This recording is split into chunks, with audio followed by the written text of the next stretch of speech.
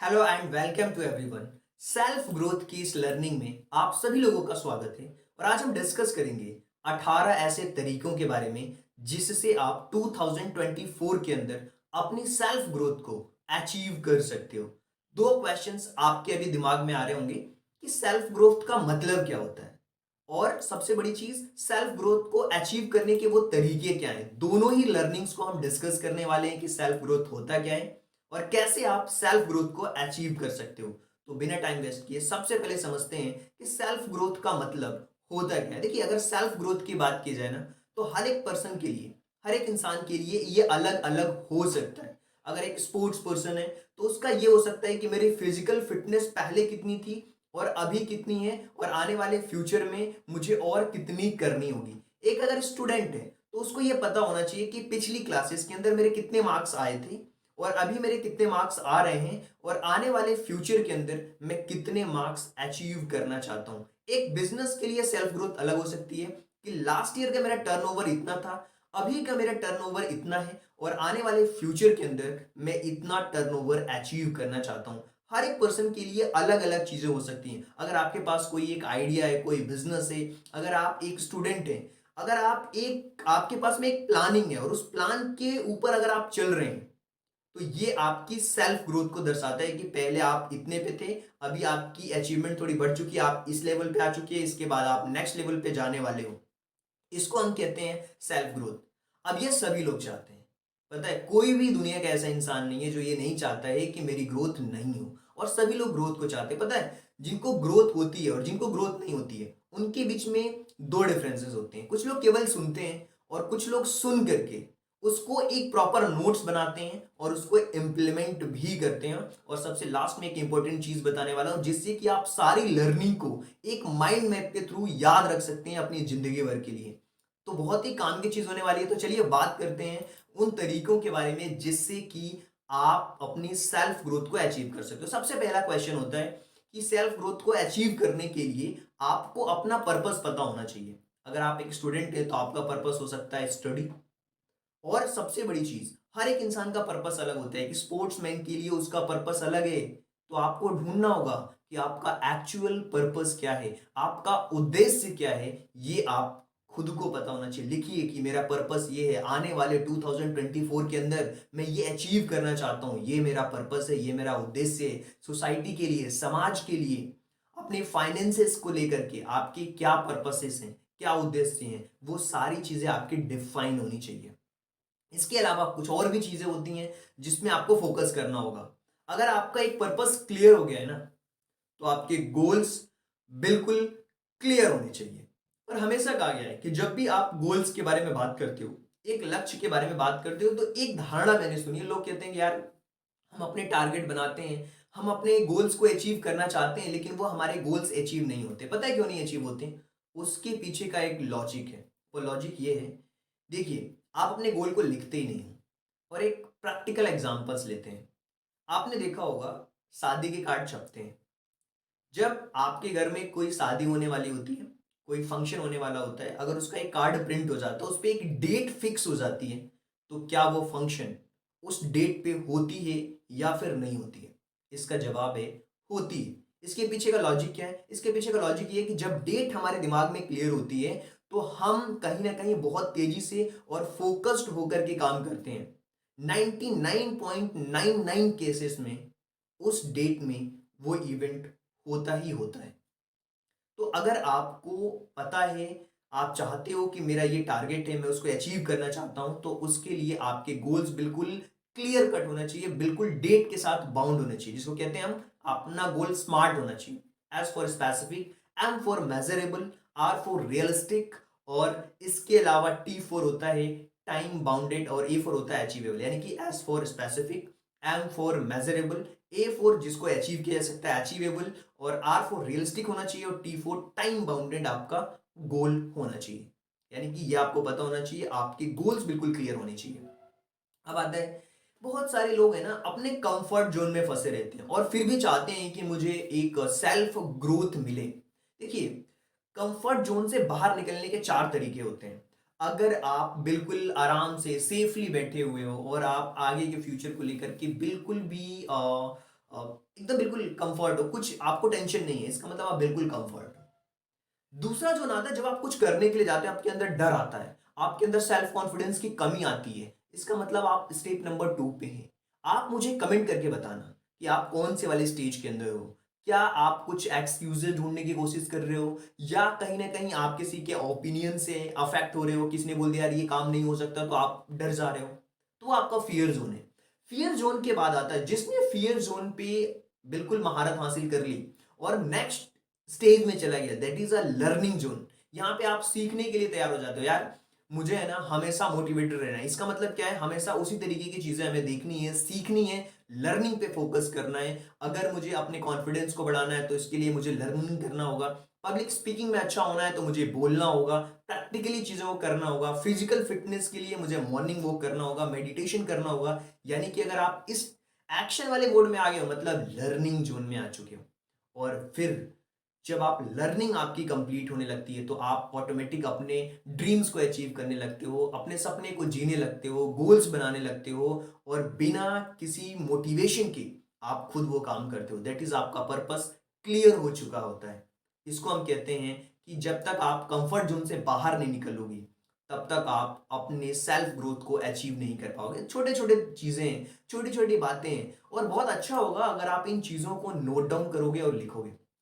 देखिए, 3 चीजें मैंने आपको बता दी। इसके अलावा आप अपने आप को चैलेंज कर सकते हो। देखिए, चैलेंज का मतलब क्या होता है, मैं कहता हूं कि एक छोटा सा चैलेंज ले सकते हो आप, कि आप पहले मैं 8 बजे जगता था, अब मैं क्या करूंगा 7:30 पे जगने वाला हूं। छोटा सा चैलेंज है, अपने आप को थोड़ा सा पोस्ट करना है। हर दिन छोटे छोटे चैलेंजेस आपको देना है, और जो अपने आप को चैलेंज करता है, आने वाले भविष्य में, आने वाले फ्यूचर में वही अपने आप को चेंज करता है। आपको चैलेंज तो करना ही होगा, हर एक कंडीशन में आपको चैलेंज करना होगा। और देखिए, अच्छी चीज बताऊं मैं आपको, बहुत सारे लोगों के फ्रेंड्स होते हैं फेसबुक पे, इंस्टाग्राम पे, अलग अलग सोशल नेटवर्किंग साइट्स पे, स्नैपचैट पे, अलग अलग जगह पे फ्रेंड्स होते हैं, लेकिन वो फ्रेंड्स मुसीबत पड़ने पे काम नहीं आते। यानी कि नेटवर्क तो है, लेकिन वो नेटवर्क आपका किसी काम का नहीं है। मतलब आपको क्या करना है, एक अच्छा नेटवर्क बनाना है, लोगों से बातचीत करनी है, ऑन कॉल बात करना है, लगे तो मिलना है, क्योंकि जो मीटिंग होती है, जो आप लोगों से बात करते हो, उसका एक अलग ही वाइब होती है। फोन पे एक अलग वाइब होती है, राइट। तो आप अपने नेटवर्क को ज्यादा से ज्यादा बनाने की कोशिश करें, इससे फायदा होता है। देखिए, क्या होता है, आपको किसी हेल्प की जरूरत पड़ती है, आपको हेल्प तुरंत मिलती है। आपने देखा होगा आपके दोस्तों के बीच में कोई ऐसा दोस्त जरूर होता है जिसके पास सबके नंबर होते हैं। किसी अच्छे डॉक्टर का नंबर होता है, कंसल्टेंट का नंबर होता है, उसके पास सीए के नंबर होते हैं, उसके पास जो न्यूज में काम करते हैं लोग, उनके उनके भी नंबर्स होते हैं, पब्लिशिंग हाउसेस के नंबर होते हैं। हर एक ऐसा पर्सन जरूर होता है। इसका मतलब क्या हुआ, इसका मतलब ये हुआ कि उसका नेटवर्क बहुत अच्छा है। तो आपको भी क्या करना है, धीरे धीरे अपने नेटवर्क्स को मजबूत करना है, अपने रिलेशंस को अच्छा करना है हर एक पर्सन के साथ में। इस तरीके से आप धीरे धीरे अपनी सेल्फ ग्रोथ को अचीव कर सकते हो। और मैं सबसे अच्छी चीज बताऊं, अगर आपने अपने आप को चैलेंज कर लिया कि यार यार 8 बजे नहीं, मुझे 7:30 पे जगना है, राइट। अगर जगे ना, उसको सेलिब्रेट करो यार। छोटी छोटी चीजों को हमें सेलिब्रेट करना होगा। आपने देखा होगा प्लेयर्स को क्रिकेट मैचेस में, फुटबॉल मैचेस में, हर एक छोटी छोटी जो सेलिब्रेशन होती है उसको एंजॉय करते हैं। एक छोटा सा कैच पकड़ लिया, अच्छी फील्डिंग कर ली, सेलिब्रेट करते हैं। पता है क्यों? इससे क्या होता है, वो हमेशा एक्साइटेड रहते हैं। उनके अंदर वो कहते हैं कि हमेशा एक्साइटमेंट में अगर रहते हो तो काम बहुत अच्छा होता है, सेल्फ कॉन्फिडेंट आप फील करते हो। इसीलिए आपको हर एक छोटी छोटी, ये बहुत छोटी छोटी बातें हैं, इसके लिए कोई पैसे नहीं लगने। अरे मैं कह रहा हूं, अगर आपको सेल्फ ग्रोथ चाहिए और मेडिटेशन करना है, इसमें कुछ पैसे लग रहे हैं क्या? नहीं लग रहे हैं। तो आपको क्या करना चाहिए, मेडिटेशन करना चाहिए। अब इसमें से जरूरी नहीं है कि सारी चीजें आप फॉलो ही करो। आपको लगता है कि यार इतने में से जो 18 चीजें सर बता रहे हैं, इसमें से मुझे ये चीजें काम की लग रही है, इसको मैं नोट डाउन करता हूँ। और जब आप किसी चीज को नोट डाउन करते हो, जब लिखना स्टार्ट करते हो, तो आपको चीजें बिल्कुल पता होती हैं। यार मुझे अपने, अच्छा ध्यान क्यों करना, मेडिटेशन क्यों करना। देखिए, बहुत सारे लोग बिजनेस में होते हैं, उनको अलग अलग तरीके की टेंशन होती हैं। बहुत सारे लोग ट्रेडिंग करते हैं, तो वहां पे क्या होता है, उनको फाइनेंशियल लॉसेस होते हैं। तो उनको हमेशा ये कहा जाता है आप मेडिटेशन करो। इससे क्या होगा, आपका दिमाग बिल्कुल क्लियर होगा, आप फोकस्ड होकर के काम कर पाओगे। फोकस का मतलब होता है follow one course until successful, मतलब जब तक उस चीज पे लगे रहो जब तक उसमें सक्सेस नहीं मिल जाती। चलिए, ये तो मेडिटेशन के बारे में हमने बात की। इसके अलावा भी छोटी छोटी चीजें हैं जिस पे आपको काम करना है, आपकी फिजिकल और मेंटल हेल्थ के बारे में। देखिए, फिजिकल और मेंटल हेल्थ अगर अच्छा होगा तो आपका सोशल हेल्थ भी अच्छा होगा। बहुत सारे लोग बिना जाने अनजाने में हम मोबाइल फोन को स्क्रॉल करते रहते हैं, हमें पता नहीं होता है कि यार हमें करना क्या है। जब आपके पास दिन का टारगेट होगा, आप बिल्कुल उसको डिफाइन करोगे कि यार मुझे ये काम करने हैं और उस पर लग जाओगे, तो ये सारी चीजें ऑटोमेटिकली दूर हो जाएंगी। फिजिकल फिटनेस और मेंटल फिटनेस से ही आपकी जो कहते हैं ना हेल्थ ट्रायंगल होता है, आपका फिजिकल फिटनेस, मेंटल फिटनेस और सोशल फिटनेस। किस तरीके से सोशली आप किस तरीके से लोगों के साथ बात कर पा रहे हो, ये बहुत इंपॉर्टेंट पार्ट होता है। और ये छोटी छोटी चीजें करके आप सेल्फ ग्रोथ को अचीव कर सकते हो। इसके लिए कोई भी अमाउंट, कोई भी चार्ज नहीं लगता है। अगर आप कर सको तो एक और आप कर सकते हो काम, उसको हम कहते हैं जर्नलिंग करना। मतलब मैं जर्नलिंग लास्ट आप कह सकते हो पिछले 4 से 5 सालों से कर रहा हूं। और जर्नलिंग में क्या होता है कि आप एक डायरी मेंटेन कर सकते हो, या एक डेली अपनी कॉपी में ही लिख सकते हो कि आज का मेरा दिन कैसा रहा, आज के आपने जो सोचा था उसको अचीव किया कि नहीं किया। हर डे पे काम करना है। देखिए, हर डे, हर घंटे पे काम करना, हर सेकंड्स पे जिस दिन काम करना स्टार्ट कर दोगे ना, उस दिन आप इस वर्ल्ड में नंबर 1 पे आ सकते हो।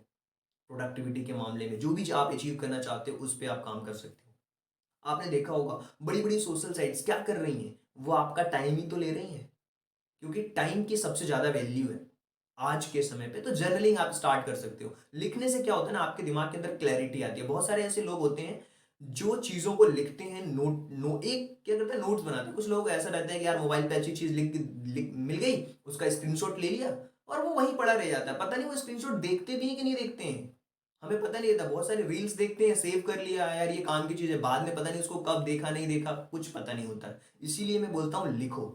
जर्नलिंग से आइडियाज हमारे क्लियर होते हैं। इसके अलावा कोई भी चीज सीखने के लिए ना आपको हमेशा तैयार रहना होगा। आज के वर्ल्ड में तो खास करके आपको भी पता होगा, अगर आपके दादा, आपके पिताजी, हो सकते हैं कि वो उनकी जो ग्रोथ है उस लेवल से नहीं हो पाई। वो हो सकता है मोबाइल में उतने फ्रेंडली ना हो, लेकिन आज का जो यूथ है मोबाइल में बहुत फ्रेंडली होता है। यानी कि उन्होंने उस चीज को सीखने की ज्यादा कोशिश नहीं की। और उनके साथ में आपने देखा होगा कि जिन लोगों ने सीखने की कोशिश की वो आज आगे हैं। इसी तरीके से जो भी नई टेक्नोलॉजी आ रही है उसको सीखो, एआई आ रहा है उसको सीखो, उसके बारे में जानो, सर्च करो, रिसर्च करो, पढ़ो, नई नई चीजों के बारे में जानो। ये भी जानो कि आप अपने फाइनेंसेस को कैसे मैनेज कर सकते हो। ये छोटी छोटी चीजें हैं, ऐसी बहुत सारी तरीके हैं जिससे आप अपनी सेल्फ ग्रोथ को अचीव कर सकते हो। टाइम मैनेजमेंट एक इंपॉर्टेंट पार्ट होता है। जिसने टाइम को मैनेज कर लिया, जिसने अपने घंटों को मैनेज कर लिया, जिसने अपने मिनट्स को मैनेज कर लिया, वो बहुत ही पावरफुल और प्रोडक्टिव पर्सन बन सकता है। तो इसीलिए कहा जाता है कि time management is a life management. जिसने टाइम का मैनेजमेंट किया वो लाइफ को मैनेज कर सकता है। क्योंकि टाइम आज के समय में हर एक सोशल साइट्स आपका टाइम ही तो लेना चाह रही है। चाहे वो फेसबुक हो, चाहे वो यूट्यूब हो, चाहे वो इंस्टाग्राम हो, स्नैपचैट हो, दुनिया भर की साइट्स हैं, वो आपका टाइम ले रही हैं। आपका टाइम ही उनके लिए पैसा है। आज के समय में अगर आप अपनी सेल्फ ग्रोथ को अचीव करना चाहते हैं तो आपके पास में एक फाइनेंशियल लिटरेसी होना चाहिए। और मुझे बहुत दुख होता है ये बताते हुए कि इंडिया में फाइनेंशियल लिटरेसी बहुत कम है लोगों के पास में। बहुत कम है फाइनेंशियल लिटरेसी। लोगों को पता नहीं है कि यार ये देखिए, लोग कहते हैं कि यार मेरे पास जब पैसा आएगा तब मैं सीखूंगा फाइनेंशियल लिटरेसी। ऐसा नहीं।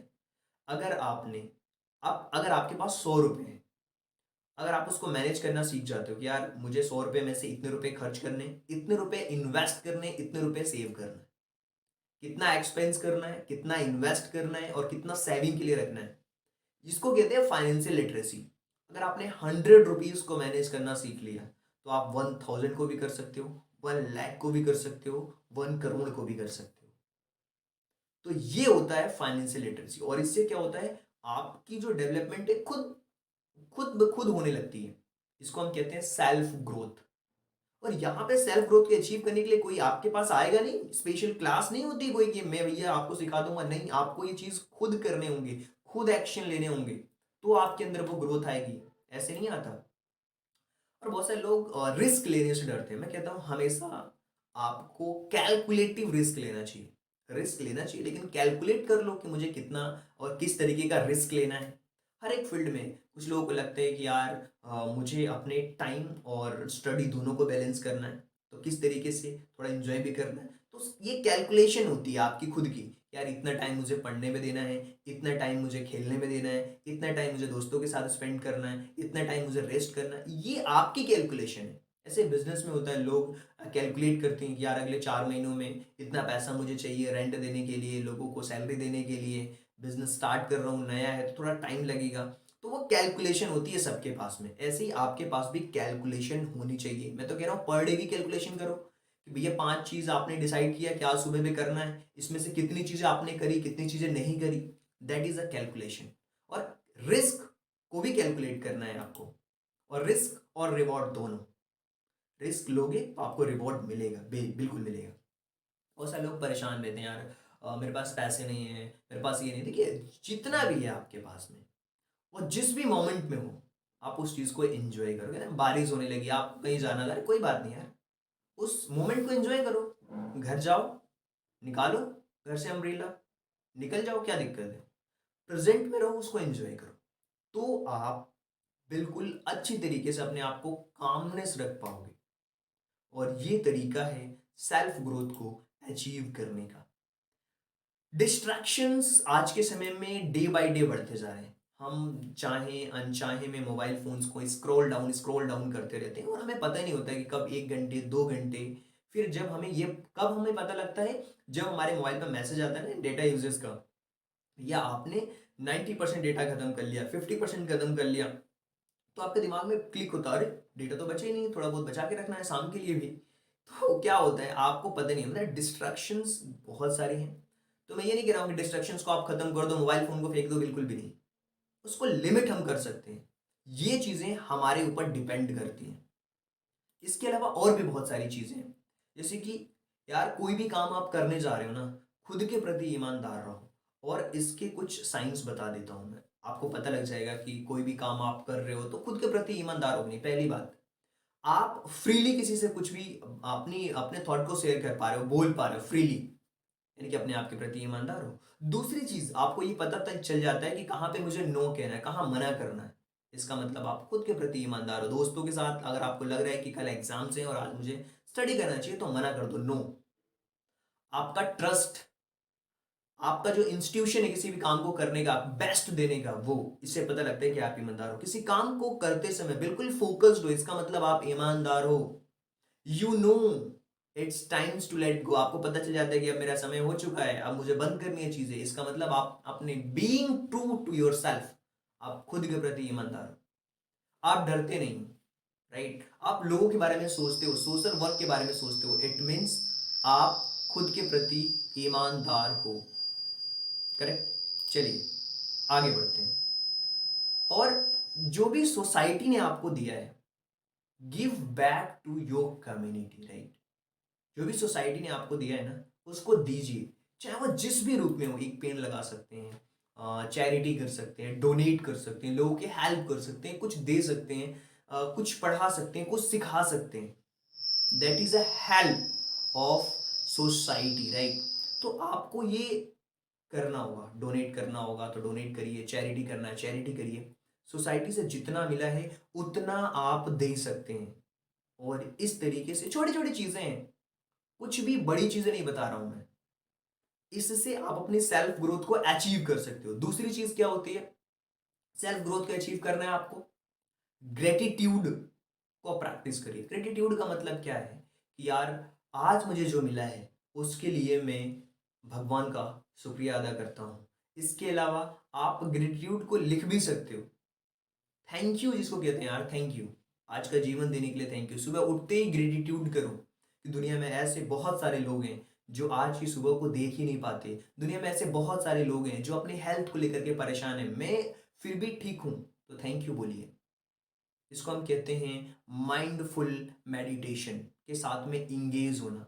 इन्वॉल्व होइए फैमिली के साथ में, फ्रेंड्स के साथ में। आजकल तो पता नहीं रहता, घर में 4 फोन है, मम्मी अलग चला रही हैं, जो बच्चे हैं वो अलग चला रहे हैं, सब लोग इन्वॉल्व ही नहीं हो पाते हैं, रहते हैं केवल बैठे रहते हैं, लेकिन वो कन्वर्सेशन नहीं हो पाती है।